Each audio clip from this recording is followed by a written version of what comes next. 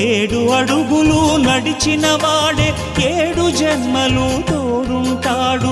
భర్తగా నిన్ను భరించువాడే బ్రతుకు దీపం వెలిగిస్తాడు. అతని హృదయం నాటి చెరామి, అగ్నిహోత్రమే అందుకు హామీ.